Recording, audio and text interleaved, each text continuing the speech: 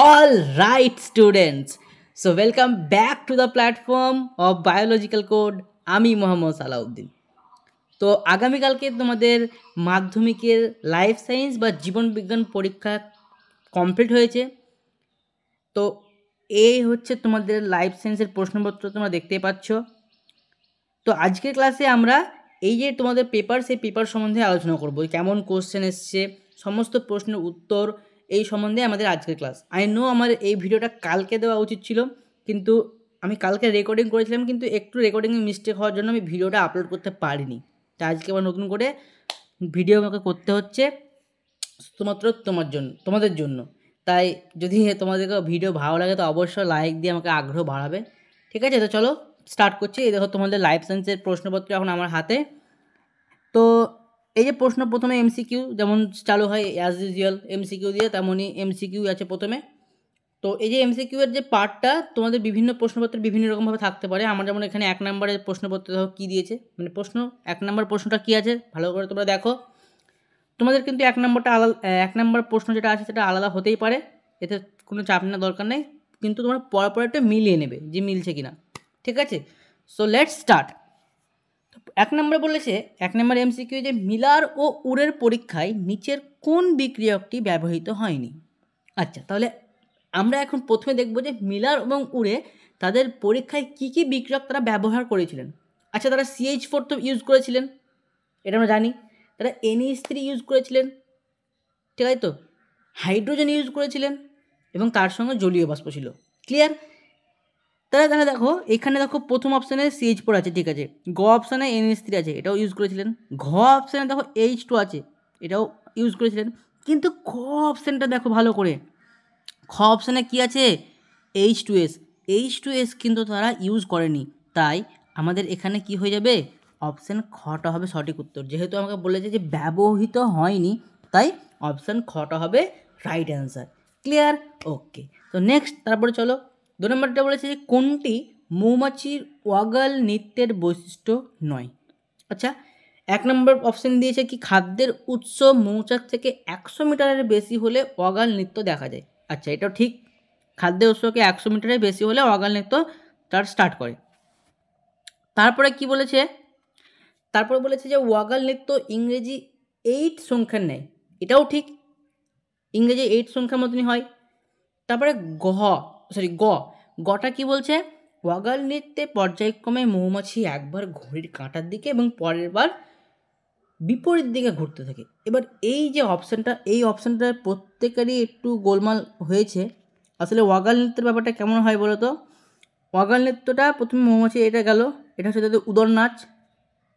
তারপরে তারা কী করে, একবার প্রথমে এই দিকে আসে, তো এটা কী হচ্ছে, ঘড়ির কাঁটার বিপরীত দিকে তো হচ্ছে, প্রথমে এইদিকে এলো, তারপরে আবার তারা কী করে, এই উদর নাচের পথটাকে অনুসরণ করে আবার এই দিকে ফিরে আসে। এবার এই জিনিসটাকে একবার ঘড়ির কাঁটার দিকে এবং একটা ঘড়ির কাঁটার বিপরীত দিকে তুলনা করছে, কী কী করছে আমি এটা বুঝতে পারছি না, কিন্তু এটা কোনো বইয়ে এখনও পর্যন্ত আমি খুঁজে পেলাম না, বা বিভিন্ন ভিডিও দেখলাম বা অন্য জায়গাতে রিসার্চ করলাম, দেখলাম, কিন্তু এই যে অপশানটা আমি কোনো জায়গায় পাচ্ছি না খুঁজে। তাই আমি এখন এটাকে একটু আমার ডাউট লাগছে বলে আমি এখন রাখছি সাইডে। হ্যাঁ, ঘ অপশানটা তো কী বলছে যে ওয়াগল নৃত্যটির অভিমুখ নিম্নগামী হলে খাদ্যের উৎস সূর্যের বিপরীত দিকে হয়। এই অপশানটা কিন্তু একদমই কারেক্ট, এটা কিন্তু আমি ভুল বলতে পারবো না। তাহলে অপশান কও কারেক্ট হলো, খও কারেক্ট হলো, আবার ঘও কারেক্ট হচ্ছে। তাহলে এই গ নাম্বারটা আমাকে একটু গোলমাল লাগছে, তাই গটাই ওয়াগল নৃত্যের বৈশিষ্ট্য কিন্তু হবে না। ঠিক আছে, গটা কিন্তু ওয়াগল নৃত্যের বৈশিষ্ট্য হবে না। তাহলে সঠিক উত্তর কোনটা হচ্ছে? তাহলে এই যে গ নাম্বার অপশানটাই এখানে তোমরা করবে। ঠিক আছে, আচ্ছা নেক্সট 3 নম্বর প্রশ্ন চলো দেয়। 3 নম্বরে কী বলেছে যে বিপন্ন প্রজাতি ও তার বিপন্নতার কারণ সংক্রান্ত নিচের কোন জোটটি সঠিক। আচ্ছা, দেখো এখানে প্রথমকার যে অপশানটা, এই ক নম্বর অপশানটা কিন্তু কারেক্ট হয়ে যাবে। বহিরাগত প্রজাতির অনুপ্রবেশ দেখো মৌরলা মাছ, যেহেতু একটা তেলাপোয়া মাছ কি এটা বহিরাগত, তো সে যদি এখন আমাদের পুকুরে যদি চলে আসে, তাহলে তারা পুকুরে যে সমস্ত মাছগুলো আছে, মৌরলা হোক বা কাতলা, রুই, তাদেরকে কিন্তু তারা ঠিক এই তেলাপোয়া মাছগুলো থাকতে দেবে না।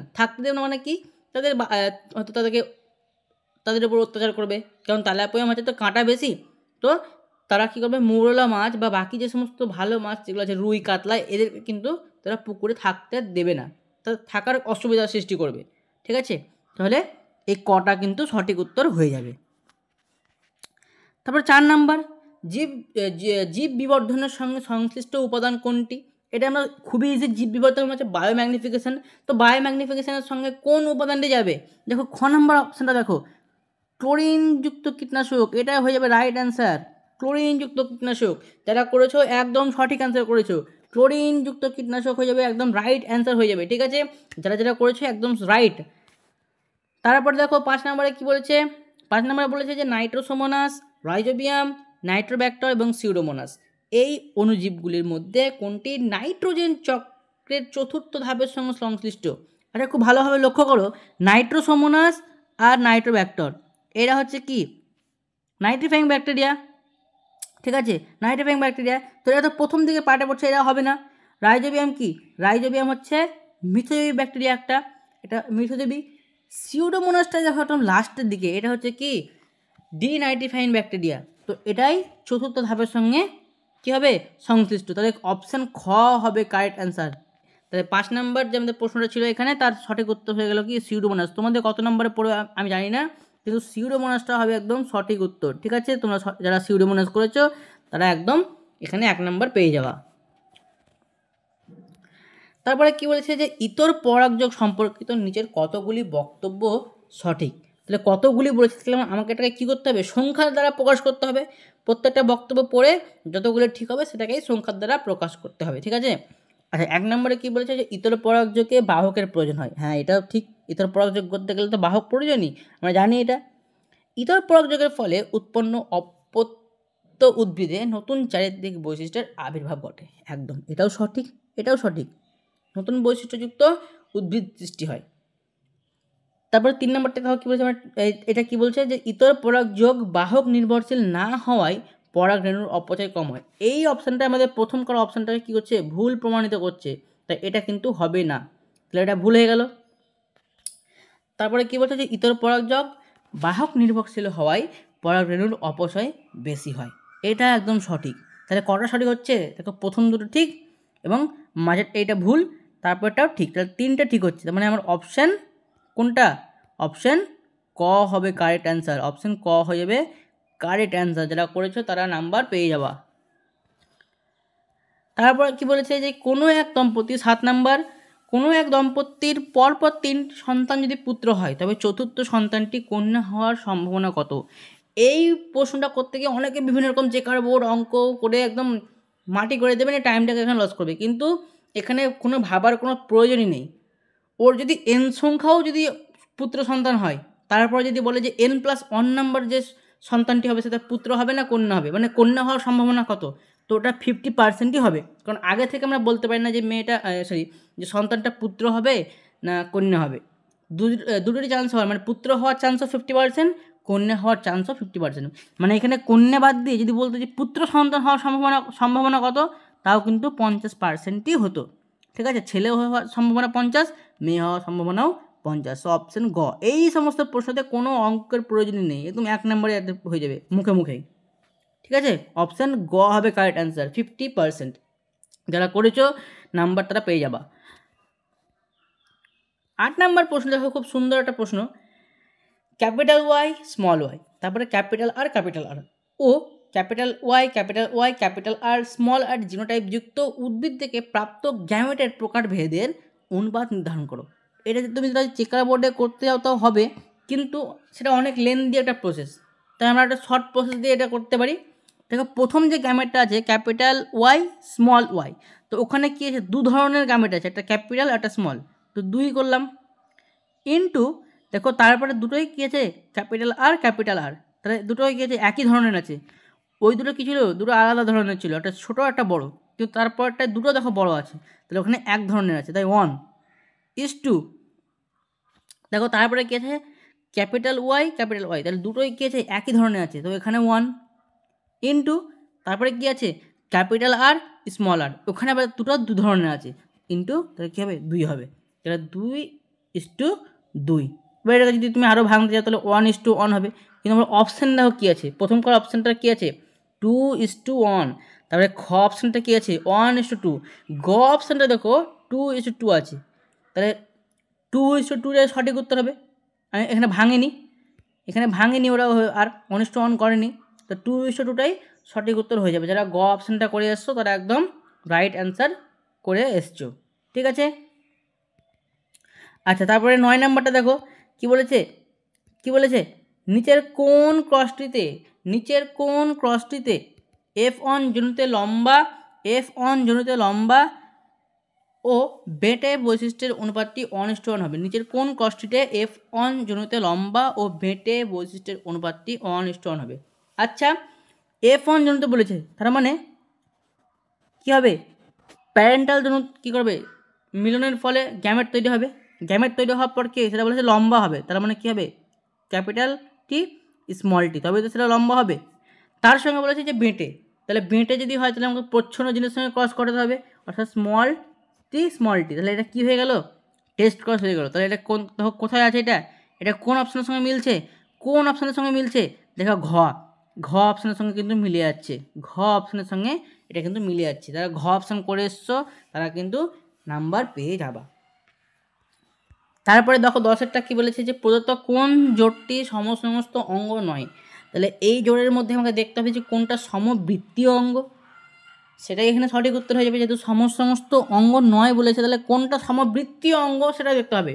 দেখো অপশান ঘ যেটা আছে পাখির ডানা ও পতঙ্গের ডানা দুটোই কিন্তু কী হয়, উঠতে সাহায্য করে। তাহলে কি হচ্ছে, তারা সমবৃত্তীয় অঙ্গ হচ্ছে, তারা কিন্তু সমস্ত অঙ্গ নয়। তাহলে অপশান গটা হবে এখানে কারেক্ট অ্যান্সার। 11 নম্বর কোশ্চেন যেটা আছে, এই কোশ্চেনটা প্রত্যেক বছরই বারবার রিপিট হয়, প্রত্যেক বছর বারবার রিপিট দেয় এই কোশ্চেনটা। তো নিশ্চয়ই আমাকে এটা উত্তর নতুন করে কিছু বলতে হবে না, যারা প্রিভিয়াস ইয়ার্স কোশ্চেন করেছে তারা ইজিলি পেয়ে যাবে এটা। অপশান দেখো ঘটা হবে এখানে সঠিক। কী করে দেখো, গ্রাহক থেকে যাচ্ছে দেখো অন্তর্বাহী স্নায়ু, গ্রাহক থেকে কোথায় যাচ্ছে, অন্তর্বাহী স্নায়ুতে, তারপরে স্নায়ুকেন্দ্র, তারপরে বহির্বাহী স্নায়ু, তারপরে কারক। তাহলে অপশান গটা হবে কারেক্ট অ্যান্সার। যারা অপশান গ করেছো তারা একদম সঠিক অ্যান্সার দিয়ে এসছো, ঠিক আছে। বেশিরভাগ দেখো অপশান সি হচ্ছে। তারপর দেখো কী বলেছে যে নিচের কোন বাক্যটি সঠিক নয়, কী হচ্ছে সঠিক নয় বলেছে, সঠিক নয়। ভালোভাবে পড়ি প্রত্যেকটা। আমরা প্রথমে বলেছি যে থাইরক্সিন দেহের বিপাক নিয়ন্ত্রণ করে, একদম সঠিক, থাইরক্সিন দেহের বিপাক ক্রিয়াতে অংশগ্রহণ করে।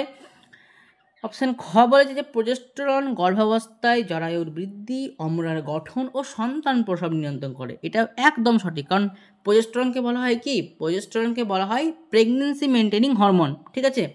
তো অপশান খটা হবে, ঠিক আছে। গ বলেছে যে ইনসুলিন গ্লাইকোজেনেসিসের হার বাড়ায়, হ্যাঁ ইনসুলিন গ্লাইকোজেনেসিসের হার বাড়ায়, একদম সঠিক। ঘ বলেছে কি দেখো অ্যাড্রেনালিন হাদ উৎপাদ হ্রাস করে, কিন্তু না, এখানেই ভুল করে দিয়েছে, মানে এই অপশানটাই ভুল দিয়েছে। কি হাদ উৎপাদ বৃদ্ধি করা হবে, হ্রাস তো করে না, বৃদ্ধি করে, হ্রাস করে না, বৃদ্ধি করে, ঠিক আছে, বৃদ্ধি করে।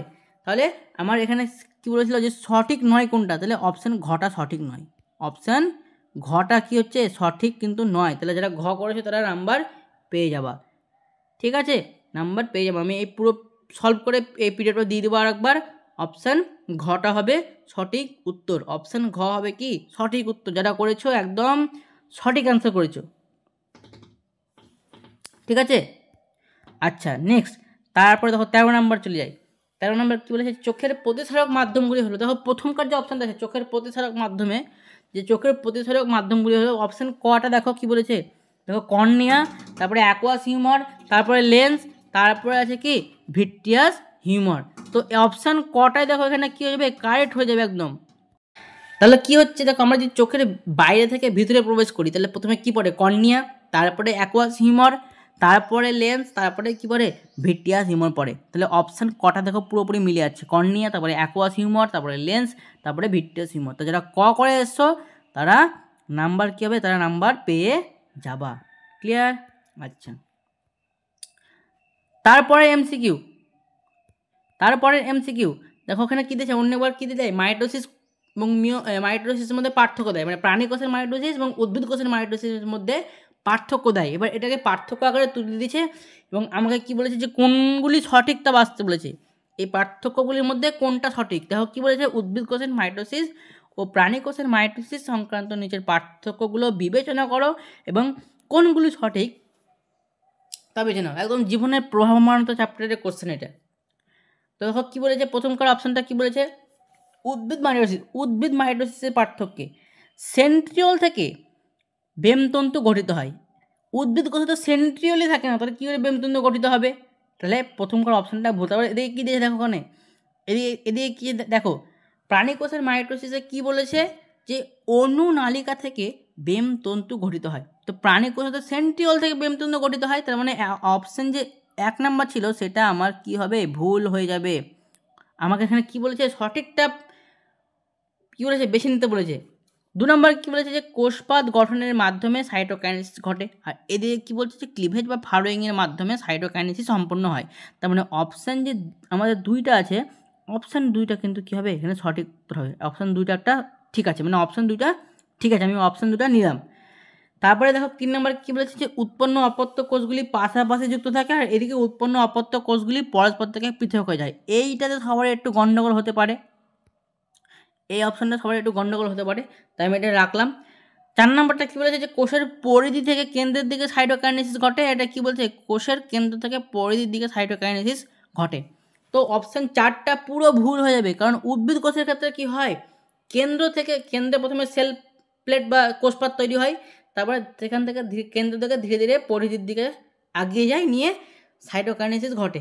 এবং প্রাণী কোষের ক্ষেত্রে কি হয়, পরিধি থেকে কেন্দ্রের দিকে আসে। তার মানে অপশান 4টা ভুল হয়ে যাবে। তার মানে অপশান 3টা হবে এখানে ঠিক, মানে অপশান 2 আর 3টা হবে কি সঠিক।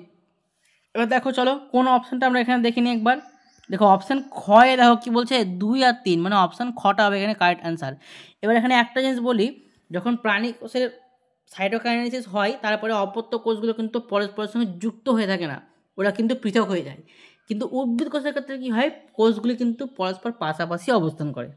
এটা কিন্তু একদম সঠিক, আমি প্রথমে হয়তো তোমাদেরকে বললাম, কিন্তু না, যদি কারো ডাউট হয় তাই আমি এবার ক্লিয়ার করে দিলাম জিনিসটা, যে কোষগুলি কিন্তু পাশাপাশি অবস্থান করে উদ্ভিদ কোষের ক্ষেত্রে। যারা আমার ক্লাস করেছো তারা নিশ্চয়ই বুঝতে পারবা যে উদ্ভিদ কোষে যখন সাইটোকাইনেসিস ঘটে যায় তারপরে কোষগুলো কিন্তু পরস্পর পৃথক হয় না, ওরা কিন্তু পাশাপাশি লেগেই থাকে, ঠিক আছে, মানে যুক্ত হয়ে থাকে।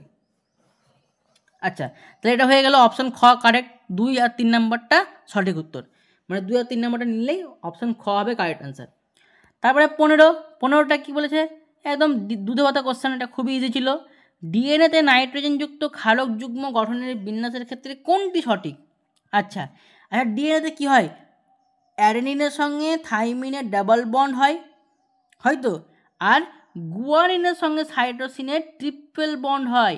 তাহলে এবার তোমরা এখানে অপশানটা দেখে নাও, কোন অপশানটা হবে, আমি এটা মিটিয়ে দিই একবার। হ্যাঁ, তাহলে কোন অপশানটা হবে, দেখো অপশান ঘ। অপশান ঘতে কী বলছে গো, অপশান ঘটা বলছে দেখো গুয়ানিনের সঙ্গে সাইটোসিনের ট্রিপল বন্ড, তাহলে এটা সঠিক উত্তর হয়ে যাবে। যারা করেছো অপশান ঘ তারা নাম্বার পেয়ে যাবা। ক্লিয়ার? তারপরে কি বলেছে, বিভাগ ক্ষয়ের প্রশ্ন দেখো, এরপরে যদি শূন্যস্থান থাকে, শূন্যস্থান কিন্তু দেয়নি। এবার দেখো কী দিয়েছে, যে নিচের 26টি প্রশ্ন থেকে 21টি প্রশ্ন করতে বলেছে, একটি শব্দে বা একটি বাক্যে উত্তর দাও যে কোনো 6টি। আচ্ছা, প্রথমে দেখো বিসদৃশ দিয়েছে, বিসদৃশ। আচ্ছা, তাহলে প্রথমে কী বলেছে, হাইপোথ্যালামাস, তারপরে পন্স, তারপরে মেডুলা অবল্যাঙ্গাটা, তারপরে বলেছে সেরিবেলাম, তারপরে কী বলেছে, তারপরে বলেছে সেরিবেলাম। ক্লিয়ার? তো দেখো প্রত্যেক অপশানে দেখো হাইপোথ্যালামাসটা হচ্ছে কি, পন্স, মেডুলা অবল্যাঙ্গাটা এবং সেরিবেলাম, এটা হচ্ছে দেখো কি পশ্চাৎ মস্তিষ্কের পার্ট, কিন্তু হাইপোথ্যালামাসটাই কি হচ্ছে, হাইপোথ্যালামাসটা হচ্ছে একমাত্র কি অগ্র মস্তিষ্কের পার্ট। তাহলে হাইপোথ্যালামাসটা হয়ে যাবে এখানে কি আলাদা হয়ে যাবে, হাইপোথ্যালামাসটা এখানে আলাদা হয়ে যাবে। ক্লিয়ার? হাইপোথ্যালামাসটা এখানে আলাদা হয়ে যাবে, এই হাইপোথ্যালামাস। তারপরে কি বলেছে যে সোয়ান কোষের কাজ। আচ্ছা, সোয়ান কোষের কাজ দিয়েছে, খুবই ইজি ছিল। প্রত্যেকে তোমরা কে কী লিখেছো সোয়ান কোষের কাজ অবশ্যই আমাকে কমেন্টে জানাবে। সমান কোষের কাজ অবশ্যই কমেন্টে জানাবে আমাকে কে কী লিখেছো। সমান কোষের একটা কাজ তোমরা লিখতে পারো যে অ্যাকশনের মেডুলারি শীথ গঠন করে। সমান কোষ কী করে? অ্যাকশনের মেডুলারি শীথ গঠন করে। অ্যাকশনের মেডুলারি শীথ গঠন করে। ঠিক আছে, যারা লিখেছো তারা নাম্বার পেয়ে যাবা। তাহলে আমার 1 নম্বরটা কমপ্লিট হলো এখানে, এই 1 নম্বরটা কমপ্লিট হলো। 2 নম্বরটা হলো। 3 নম্বরটা কী বলেছে দেখো, যে নিচের সব প্রথম শব্দ জোড়াটির সম্পর্ক বুঝে দ্বিতীয় শব্দ জোড়াটির শূন্যস্থানে উপযুক্ত শব্দ বোঝাও। তাহলে ধরো খণ্ডী ভবন কে করছে? স্পাইরোগাইরা। খণ্ডী ভবন স্পাইরোগাইরা। তাহলে কোরকোদ্গম কে করবে? আচ্ছা, কোরকোদ্গম কে করবে? তোমরা যদি এখানে কেউ হাইড্রা লিখো তাও হবে, বা কেউ যদি ইস্ট লিখে আসো ইস্ট তাও কিন্তু হবে। যারা হাইড্রা বা ইস্ট লিখেছো তারা কিন্তু নাম্বার পাবা, কোনো কাটবে না এখানে। ঠিক আছে, হাইড্রা লিখলেও নাম্বার পাবা, ইস্ট লিখলেও নাম্বার পেয়ে যাবা। ঠিক আছে, তাহলে এটা কী উত্তর হবে? হাইড্রা বা ইস্ট।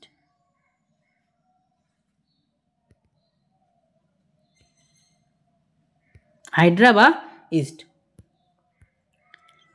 তারপরে কি বলেছে যে capital Y, capital Y, capital R, capital R, small Y, capital R, capital R, capital Y, capital Y, capital R, small R এবং capital Y, small Y, capital R জিনোটাইপগুলির মধ্যে ফিনোটাইপগত ফলাফলের নিরিখে কোনটি সম্পূর্ণভাবে ভিন্ন হবে? প্রথমটা একবার দেখি আমরা। প্রথমটা বলেছে ক্যাপিটাল ওয়াই, ক্যাপিটাল আর, মানে এটা কি হচ্ছে? ওটা হচ্ছে হলুদ এবং কি গোলাকার। এটা তার মানে এটা একটা ধাপে পড়ছে, হলুদ গোলাকার। তারপর একটা কি বলছে যে স্মল ওয়াই, ক্যাপিটাল আর, এটা কি হচ্ছে? এটা সবুজ গোলাকার হচ্ছে। এটা কি হচ্ছে? সবুজ গোলাকার, মানে এটা একটা আলাদা ধাপে পড়ছে, এটা আলাদা একটা ধাপে পড়ছে। তারপরটা কি বলেছে? Capital Y, capital R, small R, এটাও দেখো কি হচ্ছে? এটাও হচ্ছে হলুদ গোলাকার, এটাও তার মানে কি হচ্ছে? প্রথমটার সঙ্গেই মিল খাচ্ছে। তারপরটা কি বলেছে যে capital Y, small Y, capital R, এটাও দেখো কি করছে? প্রথমটার সঙ্গে মিলছে, মানে এরা তিনটে পরপর একই হচ্ছে, কিন্তু এই যে এই কিন্তু এদের থেকে আলাদা, তাই সম্পূর্ণভাবে কোনটা ভিন্ন হবে? স্মল ওয়াই, ক্যাপিটাল আর, এটাই হবে কি? ভিন্ন হবে। ক্লিয়ার? আচ্ছা, নেক্সট চলে যাই। তার মানে এটা আলাদা হলো। তারপরে বলেছে যে বর্ণান্ধতা জিন বহনকারী মাতার জিনোটাইপ কি হতে পারে? বর্ণান্ধতার জিন বহনকারী মাতার জিনোটাইপ কি হতে পারে? আচ্ছা, এটাও খুব ইজি কোশ্চেন ছিল। এটার উত্তর হবে কি বলতো? X C. যারা করেছো নাম্বার পেয়ে যাবা। এবার কেউ যারা এক্সি প্লাস এখানে দিয়েছো, তারপরে এখানে আবার এক্সি দিয়েছো, তাদেরও মানে উত্তরটা ভুল হবে না, তার জন্য না, কিন্তু এক্সিটা সব থেকে বেশি অ্যাপ্রোপ্রিয়েট, মানে এটা একদম সঠিক, এটা কেউ কাটতে পারবে না। আর কেউ যদি এরকম করে দাও, প্লাস দিয়ে দাও, তাহলে কিন্তু একটু মানে ভুল হওয়ার সম্ভাবনা আছে। ঠিক আছে, যারা এক্সি করেছো এবং এক্সি করেছো তাদের কিন্তু সঠিক উত্তর একদম। ওটা লিখলেও হবে, এক্সি প্লাস লিখলেও হবে, সমস্যা নেই। আচ্ছা, তারপরে কি বলেছে? ডারউইনের অভিব্যক্তি সংক্রান্ত মতবাদের প্রথম পর্যবেক্ষণটা কি? তিনি কী পর্যবেক্ষণ করেছিলেন? যে জীবের অত্যাধিক হারে বংশবৃদ্ধি হবে এবং তাছাড়া কী হবে? যে সীমিত খাদ্য, মানে দেখা যাবে যে বংশবৃদ্ধি প্রচুর হচ্ছে জীবের, কিন্তু সেই হারে দেখা যাবে যে খাদ্য বা তাদের যে বাসস্থান সেটা কিন্তু ছিল না, মানে নেই, থাকবে না। ঠিক আছে, মানে যে বাসস্থান কম পড়বে, খাদ্যের শর্ট পড়বে, কিন্তু দেখা যাবে যে জনসংখ্যা প্রচুর। এটা হচ্ছে ডারউইনের অভিব্যক্তি সংক্রান্ত মতবাদ। তার ফলে এবার নিজেদের প্রজাতির মধ্যে কী হবে? লড়াই হবে এবং প্রাকৃতিক নির্বাচন হবে। ঠিক আছে, এটা কমপ্লিট হলো। 2.7 প্রশ্নটা কী বলেছে? যে নিচের 4টি বিষয়ের মধ্যে কোনো 3টি অপর বিষয়টির অন্তর্গত। ঠিক আছে, সেই বিষয়টি খুঁজে বার করো এবং লেখো। ক্লিয়ার? আচ্ছা, এটা খুব ভালো কোশ্চেন।